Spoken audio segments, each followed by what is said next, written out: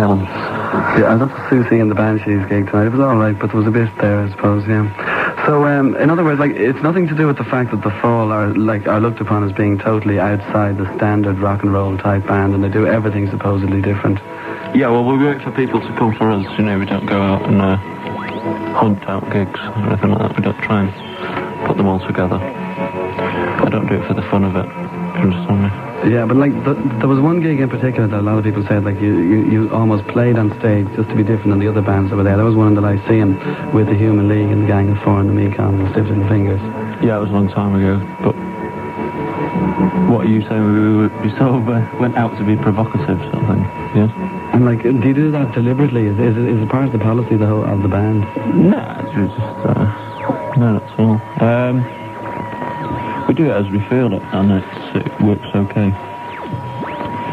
There's a lot of predictability in the rock scene at the moment, and we're trying to avoid that. Well, like, would you give out about the normal run-of-the-mill things that most of the bands give out about in terms of record company executives and the press and all the rest of it?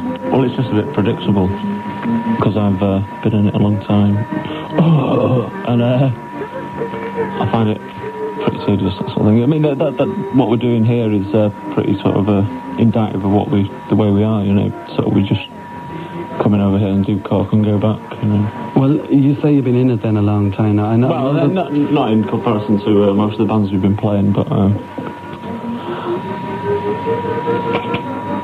I've sort of sussed that out. You've sussed that out. Well, then, in terms of then the whole idea of the Fall, like, you have a lot of lineup changes, for instance. Yeah. Now, is there... Yeah, go on. Yeah, well, like, is there a reason for that in musical terms? Like, have you got a direct objective for the Fall? And well, the people who were early in the band were sort of run-of-the-mill sort of musicians who play in bands, and they expect sort of the tedious routine to sort of carry on, and I wasn't prepared for that. So I don't want to sort of go up in a sort of Christopher Wayne sort of fall down musician for the rest of my life, you know. I need for more than that. Well, how long then, like, have the Fall, not necessarily in the current form, but how long has the Fall been together as a band? It's about 2 years. It seems a lot longer than that to me, but so it's only 2 years. 2 years sounds nothing, I know, yeah. Well, like, do you feel then that there is say you wanted to do all this about 5 years ago, do you think it would have been as easy to get yourselves across the way I think it would have been the same, yeah. I think it was made a lot easier by the new wave, but I think the Fall could exist at any time. Like all sort of original music can exist at any time. Well, what about the deal and the way you get on with, say, your record company, Rough Trade? Are you happy with the way they've done things? Yeah, they're very good in the business sense. Yeah, they're great. And they don't get in the way of anything that you want to do? Oh, no. Well, Step Forward didn't, the label we were before. But on the business side, they weren't too hot, so that's why we left them, you see. Well, what if Rough Trade were, like, if you thought, like, your next LP was going to be absolutely great and Rough Trade didn't do enough, would you go on to a more major company? Well, you can't blame sort of failures on the company, you know. You put out the stuff, so you should see it through. If an LP is good, it's good. I mean, that's as far as I go. I mean, that's where bands fall down. They sort of start thinking about the external things as opposed to what they are actually doing. Do you get me, Jeff? Yeah, but, like, on the same thing, though, like, what about the fact, then, therefore, that you don't even, like, you don't advertise in the music press? No, because, I mean, that is a charade, sort of, so the music press... What you've got a situation now is where the bands go to the music press. I am of the viewpoint that the press should come to the bands, because that is their job. It's not the band's job to go to the music press. Well, then, if I can put this word successful in inverted commas... yeah, we are successful. Well, we are successful. I mean... Do you want to be more successful? Yeah, of course I do, but I'm not going to sort of compromise in any way to sort of get that. Do you not think that you owe something to Rough Trade Records in some ways, if they're going to help you out in that respect, that if they want to advertise the band and sell more... Yeah, but they don't. I mean, that's why with Rough Trade, I mean, they're really down on that. They're just the other end of the stick, you know. They're not into sort of full-page ads, stuff like that. Yeah, fair enough. Okay, then, we'll go on to something else after this one. We'll play a track from The Fall, who play in the downtown campus in Cork later on this evening. That's Saturday night, the usual gig down there. And there's Chant and Micro Disney are playing down there as well. Here's a track called Fiery Jack. At least it should be a track. It is.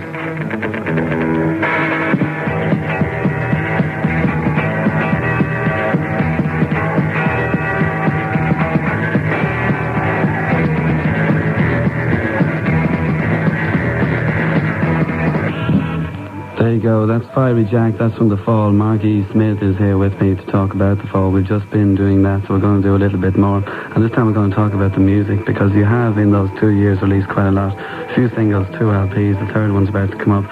So with those 2 LPs then, first of all, the lineup, was it different between the first and the second? Yeah, it was, yeah. And what about the music? Like, do you think it progressed up to the second one? Or this third? Yeah, I think so, yeah. So are you going to tell us this third one's going to shake the world? Yeah, the third one's going to shake the world. If I had asked you in between the first and second, was the second one going to shake the world, would you give them the same answer? Oh yeah, Dragnet was much better, yeah. So what about that first one then, Live at the Witch Trials?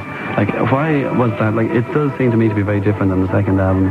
Yeah, I don't particularly like the first album, to be quite honest. I'm not very into it. I think it's a bit too much musicianship on it for my liking. What are you looking for? Disorder and chaos? Yeah, I'm looking for spontaneity, yeah. And sort of raw music. That's my ideal. Well, when you say spontaneity, does that mean that when you go into the studios and say, right, no, but I mean, these musicians, you know, I like to sort of foster musicians who are going to play basic stuff. You know, I'm very into basic stuff, not simple stuff or obvious stuff, but well, then what raw kind stuff. of... I mean, the old sort of purpose of rock is that it is non-musical. Yeah. In my interpretation of it. You know, I think the rock scene is getting very predictable, it's getting very stale, and I think a bit of rawness will do it good. Well, what about then the bands that are around at the moment from around the same area as yourselves? Like, say, the Distractions and people like that from the Manchester area? Well, I like the Distractions because they're like a paradox to us. I think they're a good sort of a cabaret pop band. I think they're very honest. I like honesty in bands. That's good. But I think once they got into the hands of the record companies, I think they sort of messed up a bit. Well, when the Distractions were on the programme some months ago, like, they mentioned the fact about going to London and not being able to get gigs, and there's no way at all. And in Manchester, there's so few places to play. But in the last 6 months or thereabouts, there seems to be loads of bands coming out of Manchester, loads of albums and independent labels and things like that coming out of Manchester as well. So is it that much better up there? Do you need to go to London, do you think? Well, we went to London because I think the Manchester scene is just like an imitation of the London scene. The Manchester scene is rapidly becoming like London now. If you go to Manchester now, it's just like London. Well, with all the upswing of all the bands, like, are there places to play over there now? In Manchester? Yeah. There's the odd place, you know, but I mean, it's no better than any other city. I think just that Manchester turns out people like that. I think it's the city. Well, what about some of the other bands around the world? I know they would say it's somewhat alternative, though. It's kind of argue this one with bands like, say, Echo and Bunny Man, The Cure and people like that.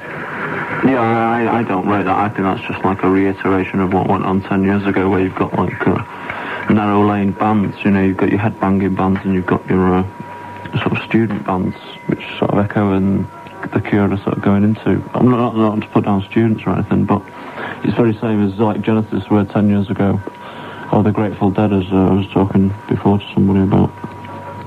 Well, then what about then, say, between the years, say, 65... Giverish. Between the years, say, about 65 and 73, is there any band around that time, is there any kind of music from then, from that rock part, that you might like? Yeah, there's loads of stuff. I mean, there's like Lou Reed and stuff like that, The Seeds and Captain Beefheart. I thought it was good, and then that was always ignored when it was around. I don't think time matters.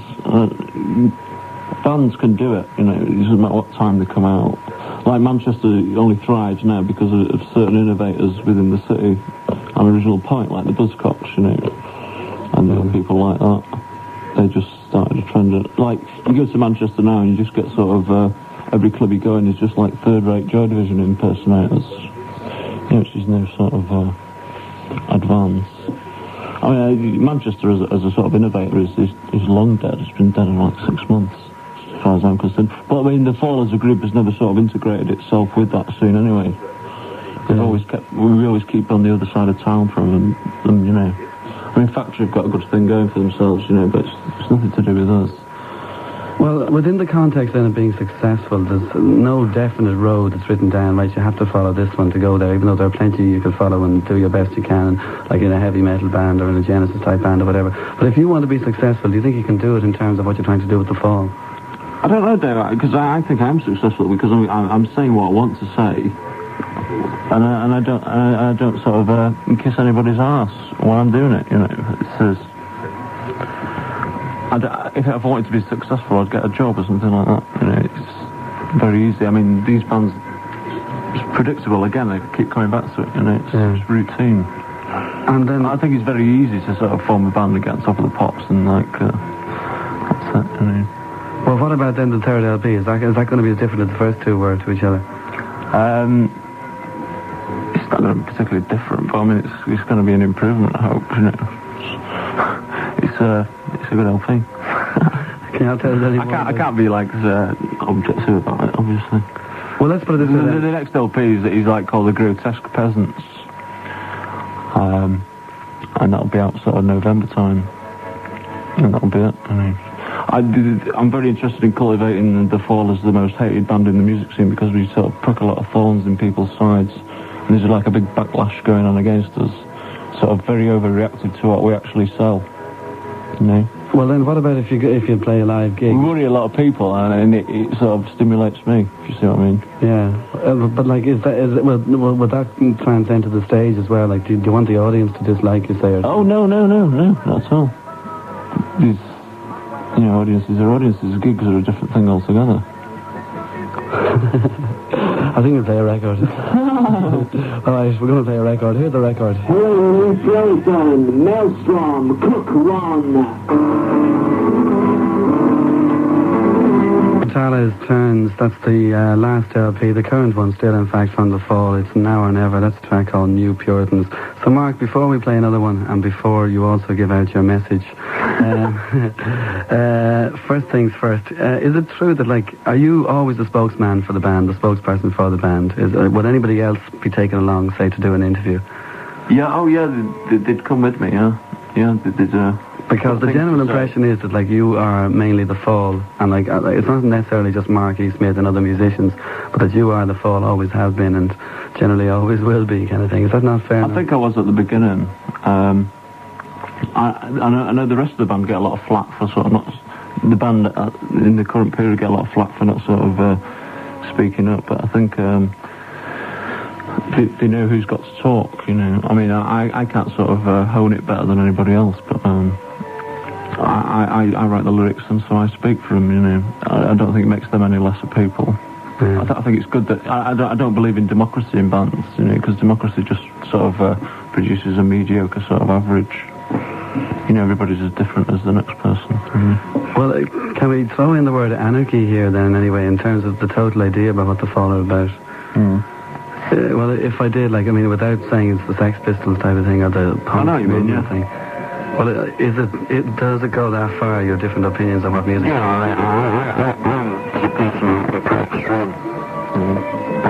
As regards bands, I'm pretty fascist, and I'm pretty. Well, you have been around a bit because, like, I'm going to throw a quote at you here from. I've been crossed too much, Dave. You know, I don't sort of believe in sort of musicians' integrity anymore. Like most of the people who buy records, there's a reason why record sales drop. You know.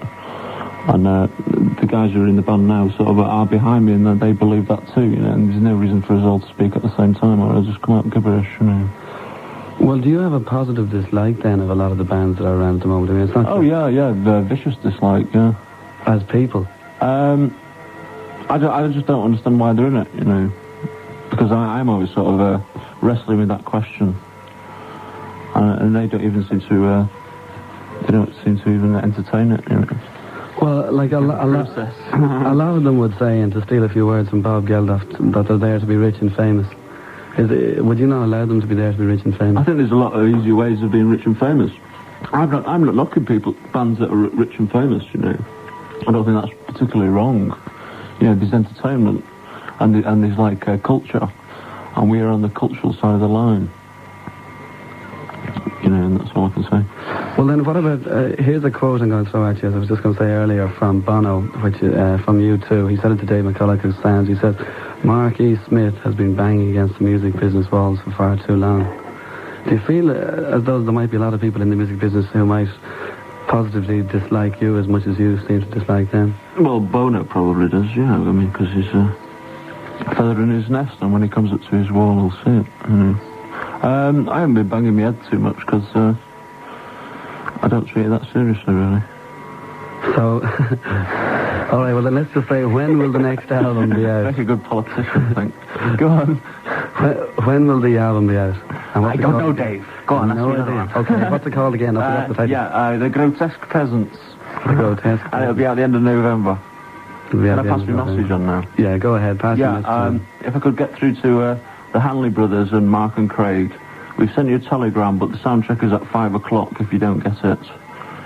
See you, boys. What a message. All right, listen, Mark, thanks very much for dropping in to say hello to us. It's been a pleasure. And enjoy your concert later on this evening, Saturday night in the downtown campus in Cork. You didn't cause any trouble. Johnny Rotten. All right, listen, we'll play this one here. This is a conventional song from the fall.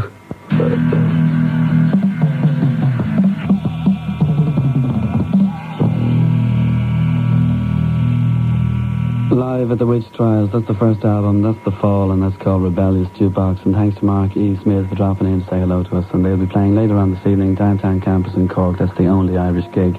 And Micro Disney and Chan Chan Chant will be playing there as well. So not to be missed.